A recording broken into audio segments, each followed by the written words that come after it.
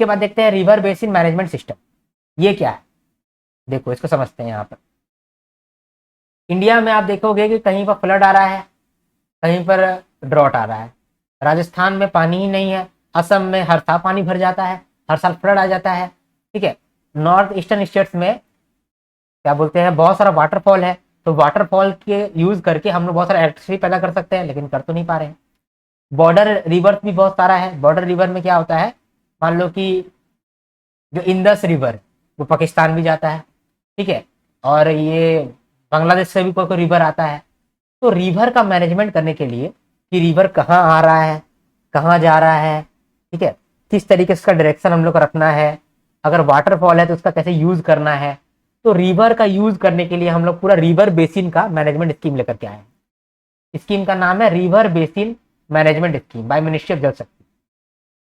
River basin क्या होता है, रिवर जो है जहां जहां जा रहा है, जहां से आया है, उस सब को हम लोग बेसिन बोलते हैं, रिवर बेसिन। तो रिवर जहां आ रहा है, जा रहा है, रुक गया है, ठीक है, रास्ता ढूंढ रहा है, तो सारा एरिया को हम लोग कॉम्बाइन बोलते हैं रिवर बेसिन।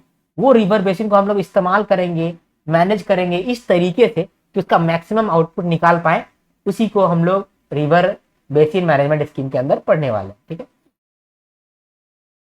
तो ये स्कीम के अंदर ना एक ब्रह्मपुत्रा बोर्ड है जो कि डिसाइड कर रहा है कि किस तरीके से हम लोग जो नॉर्थ ईस्टर्न स्टेट्स के रिवर है उसको कैसे मैनेज करेंगे। ठीक है, अब इम्प्लीमेंटेशन हो रहा है बाय CWC और NWDA। CWC जो है वो सर्वे कर रहा है, मैपिंग कर रहा है और टेक्निकल स्टडी कर रहा है, और NWDA जो है वो वाटर रिसोर्स का प्लानिंग कर रहा है।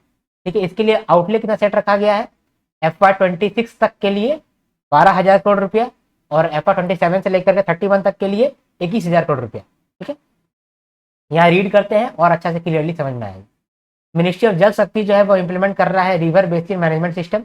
इस स्कीम के अंदर हम लोग मैनेज कर रहे हैं, प्रोटेक्ट कर रहे हैं, इंप्रूव कर रहे हैं sustainable use of water resources across river basin.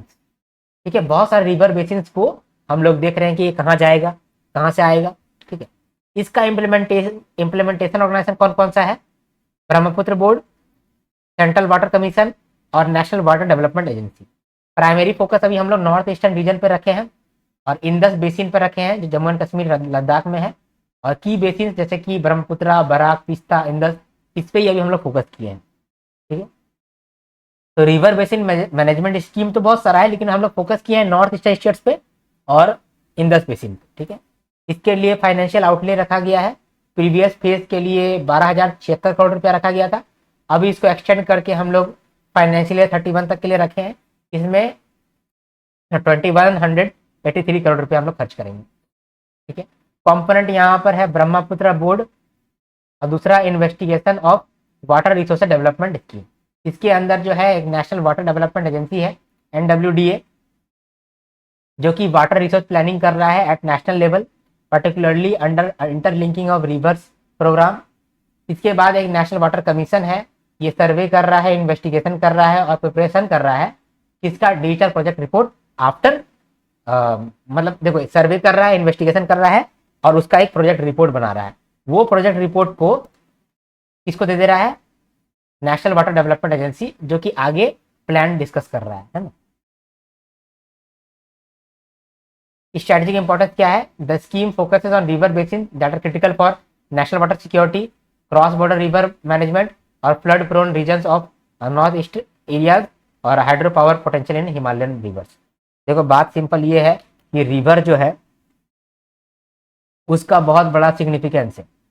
जैसे जो इंदस रिवर है ये हम लोग का जाता है पाकिस्तान, और अभी जो हम लोग का जो ऑपरेशन सिंदूर हुआ था, बात क्या हो रहा था कि हम लोग डैम बनाएंगे ताकि पानी को हम लोग कभी हो तो रोक सकें, है ना। तो इंदस के लिए हम लोग काम करेंगे, तो वो भी तो रिवर है।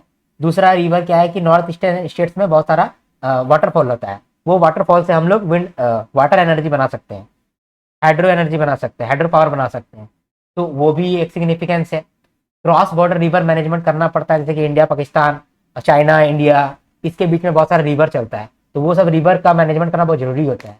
नेशनल वाटर सिक्योरिटी के लिए भी कहीं मान लो बाढ़ आ जा रहा है तो बाढ़ रोकने के लिए भी वाटर का मैनेजमेंट करना पड़ता है, इसीलिए स्कीम आया है। इसी स्कीम में मेनली हम लोग फोकस किए हैं ब्रह्मपुत्र एरिया पे और दूसरा लद्दाख के एरिया पे।